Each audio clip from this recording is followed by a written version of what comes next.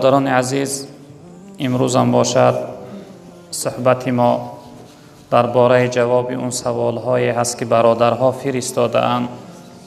ان شاء الله که به مدد و توفیق الهی ان شاء الله کمی هم باشد امروز جواب اون سوال ها را میگردانیم.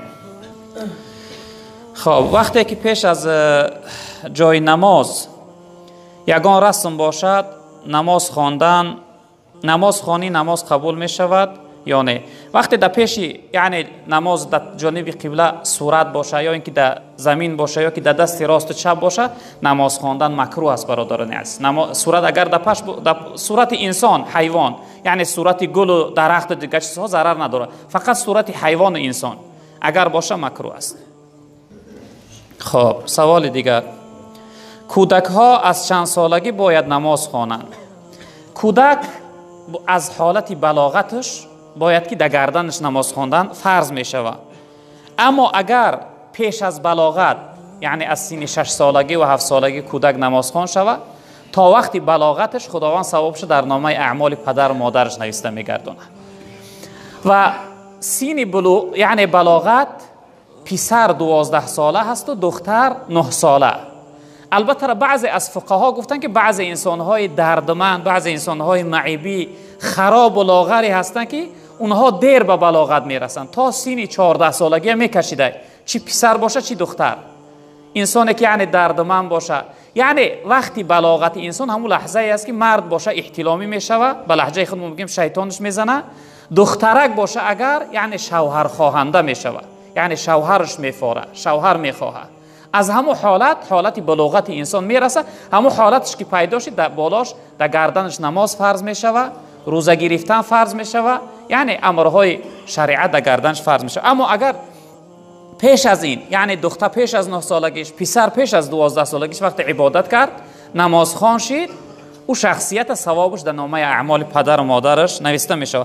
پیغمبر بزرگوار صلی الله علیه و سلم گفتند که مروا اولادکم بالصلاه و هم ابناء 7 سنین، تان فرزنداتون امری به نماز کنه از سن 7 سالگی، یعنی تا اینکه به نماز عادت کنه. وقتی 9 ساله و 10 ساله و 12 ساله شد وقتی نمازش گفتی سختش نرسه، ناراحت نشوه. ای سن کودکی، ای سن 7 سالگی پیغمبر بزرگوار صلی الله علیه و سلم که امری به نماز کنه کودکاتون.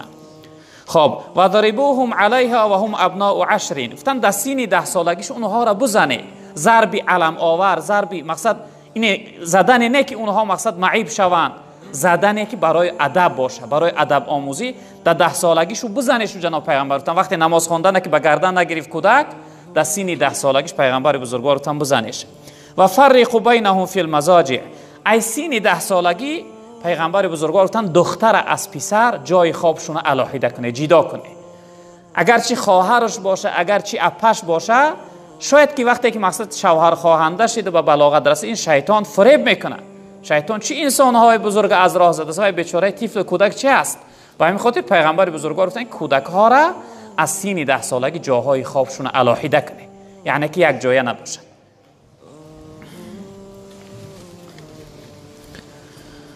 خب، چه برادر عزیز پرسیده است که درباره صلوات خواندن به جناب پیغمبر صلی الله علیه و سلم چی ثواب دارد؟ یک چیزی میگفتید.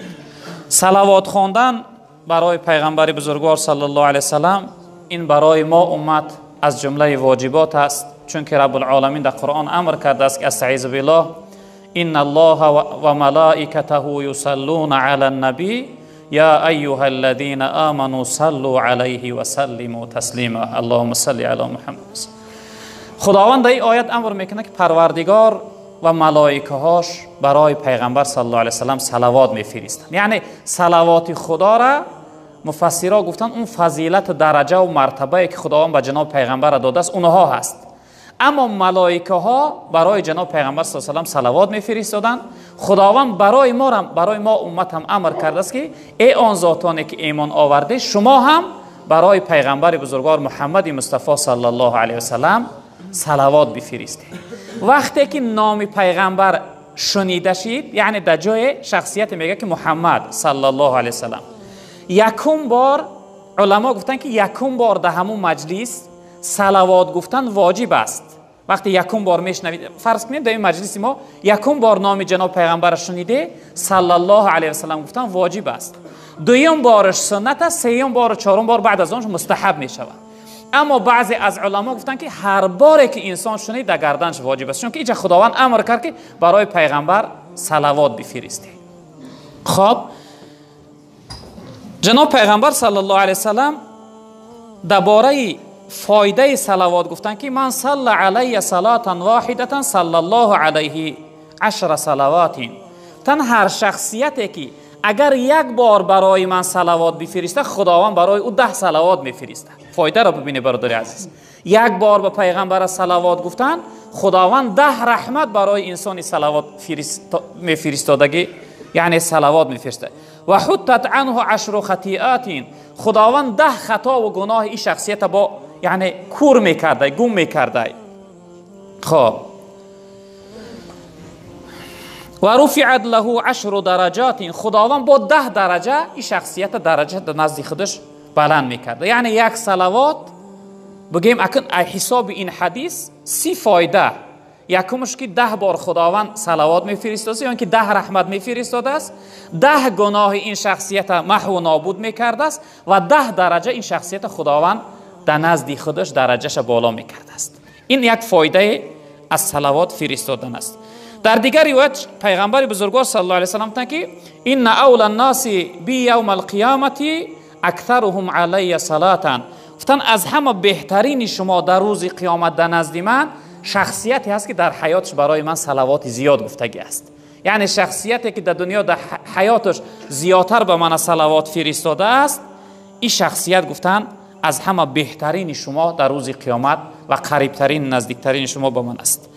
در روایت دیگر گفتن این افضل ایامکم یوم الجمعه، گفتن بهترین روزها برای شما روز جمعه است. فاکثروا علی من الصلوات فیه، گفتن در این روز برای من صلوات زیاد بگید. جناب پیغمبر گفتن فان صلاتکم معروضه علی، زیرا اینکه گفتن صلوات های شما را یعنی که به من میرسانند، به من عرض میکنند، برای من یعنی ملائکه ها میرسانند.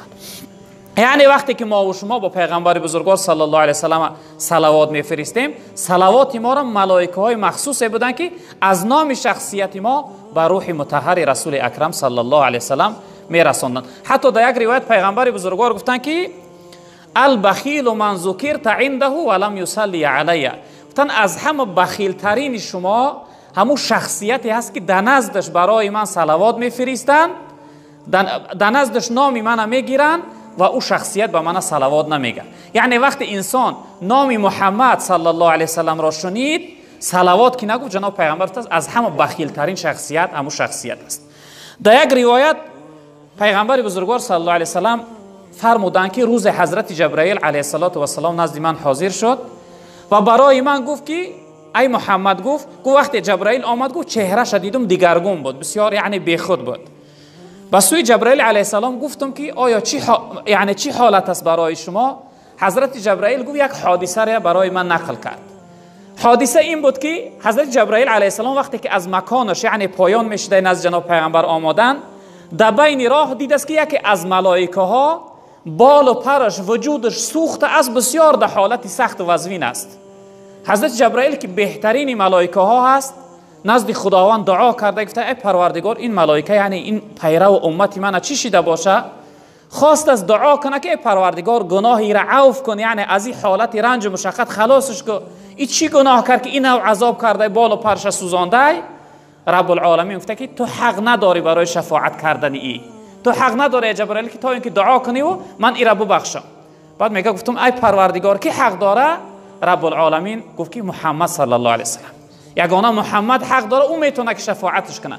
بعد از اون از جبرائیل علیه السلام پرسید، گفت ای پروردگار سببی که این امتی من یعنی این ملائکه به این حالت مبتلا شده چی سبب شد که مقصد بال و پرش سوختن؟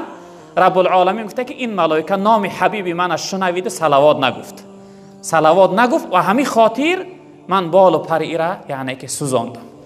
حتی در روایت جبرائیل علیه السلام ثواب صلوات گفتن میگه روز نزد پیغمبر صلی الله علیه و سلم اومدن، گفتن ای محمد صلی الله علیه و سلم خداوند من به چنان قدرت و توانایی داده است که من میتونم که تمام بحرهای دنیا را قطرهاشون بشمارم، یعنی حساب کنم. تمام درختهای دنیا را برگهاشون حساب کنم. ریگها و سنگهای بیابانها را میتونم که عددشون شمار کنم، حساب کنم. اما ثواب صلواتی که یک امت به طرف صلوات میگه با چنان زیادی است که من قدرت ندارم که ثواب او را مقصد عدد کنم بشمار. یعنی چی قدر ثوابی زیاد داشته صلوات گفتم برادر عزیز. به همین خاطر ما و شما باید وقتی که امت هستیم حرکت داشته باشیم که حدی اقل کمش 100 بار روز به پیغمبر بزرگوار صلی الله علیه و سلم صلوات بگیم، وظیفه صلوات گفتن داشته باشیم. خب اینجا برادر عزیز سوال دادن که داملای عزیز، خب خوشتامن من مردگی است. خب زن من در عذاب بیمادری کلان شده است. خب تا حال پدرش از دخترش بیزاری دارد.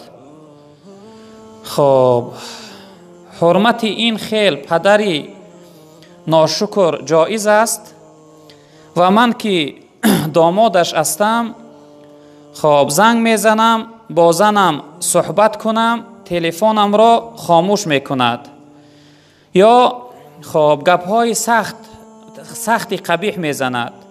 من حرمتش نکنم یا همراهیش گپ نزنم گناهگار میشوم. زنم را هم خب نمانم خانه اشان رفتن. این برادر یعنی که از خسرش بگیم شکایت کرده است که پدر یعنی مادر همسرش خوشتامنش وفات کردگی بوده، خسرش یعنی زنی دویم داشته. این خسرش از روی دویم زن شده، این دخترش بگیم این زن این برادر یعنی چشم دیدن نداشته، با او خوب مناسبت نداشته. این شخصیت در روسیه بوده، زنش در تاجیکستان وقتی میخواسته که با زنش صحبت کنه یعنی که پدر زنش نمیخواسته به این صحبت کنه، وقتی صحبت میکردن گپهای قبیح بد میگفته، یعنی که این زن اینم از روی ماهیندر شده در آزار بوده. این شخصیت سوال داده که آیا با چنین شخصیتی که یعنی شکرانه فرزند به جا نمیاره و معامله و مناسبتی بد داره، آیا با این شخصیت یعنی خیش و تواری رفت و آمد کردن، صحبت کردن آیا من نکنم درست است؟ نه برادر عزیز، درست نیست. پدرم خسرم حکمی پدری داره. خسر و خوشتامن برای انسان حکمی پدر و مادری دارن. وی خسر هر کاری میکنه نمیکنه وی خودش در قیامت جوابش میگه شما حقی خودتون ادا کنی. و تعبیر اون شاعر گفته که من بد کنم و تو بد مکافات دهی، پس فرق میانی من و تو چیز بگو. هر کاری میکنن و یا نمیکنن شما حق نداره که یعنی همسرتون معن بسازی از نزد پدرش رفتن یا اینکه از خانهشون رفتن. حرکت کنه، یک معامله و یک مناسبت خوب کنه، هر حالتی باشن و ها پدر هستن مادر هستن. اکنون خداوند در حقشون دعا کنه خداوند میل دلشون به دیگر جانب یعنی بگردونه، با خداوند دلهای اونها را ملایم کنه.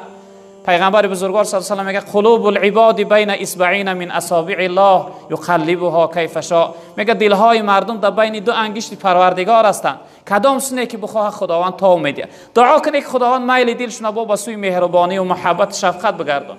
از قهری کردن و گپ نزدن و رفت و آمد نکردن برادر عزیز شما یگان فایده نمیکنه. خب اینجا برادر عزیز دیگر پرسید که ما یعنی که در این ماه رمضان در خدمت هستن، برادرها خدمت میکردن، یعنی که در خدمت غیر از طعامهای حرام دیگر چیز حلال نیست برای خوردن پرسیده است. این سوال ما روزهای گذشته هم جواب گفتیم. برادرهایی که در خدمت هستند، برادرهایی که در زندان هستند که در اونجا یعنی طعام حلال حالتی میشه که نمیابن یعنی بخورن، در صورتی نبودن خوردن حرام فرض میشه و همون مقداری که هلاکت دور کنه، یعنی بسیری نمیخوری، همون قدری که یعنی طاقت و قوت کنی و زندگی کنی، یعنی از حد زیاد خوردنش معنی. در خدمت هم باشه چنینه، وقتی طعام حلال نباشه برای شما حق داره که از اون چیزی حرام به مقداری که همون قدری که هلاک نشوه، یعنی از حد زیاد به قدری یعنی کفایه خوردن شریعت برای شما اجازه میده. اگر نخوره در این صورت هم انسان هلاک شوه یعنی که حرام میبره، در قیامت با جوابگری داره. و این خاطر به قدری قوت توانایی خوردن تو درست است. دعا کنیم که پروردگار بزرگوار برای جمعیت ما وقت سعادت دنیا و آخرت نصیب گردانه. گذشتگیامون رحمت و مغفرت بگردان. برادری از امروز داخل شدن گفتن یعنی خسرشون پدر بزرگوارشون بندگی کردن، پروردگار این قبلگاه را رحمت و مغفرت بگردان، قبرش پر نور، روحش جاش جنت بگردان. یک مادری را امروز از دنیا گذشته بودن، پروردگار و شخصیتم غریق رحمت شایسته جنت بگردان. یک برادر در زندان بودن، پروردگار برای برادر یعنی آزادی همیشگی را هم در دنیا هم در آخرت نصیب بفرما. پروردگار تمام زندانی های ما را آزادی نصیب بگردان. به فرزندان را فرزند صالح عطا بفرما. محبوسا و زندانی را آزادی نصیب بگردان. زنها و مادرها را پروردگار در پرده حیای خودت مستور بگردان. مسافرها و مهاجرها را پروردگار بخت سعادت دنیا و آخرت نصیب بفرما. در کسب کار حلالشون برکت ها عطا بفرما. پروردگار بار اله اسلام عزیز ما را در روی عالم غالب بگردان.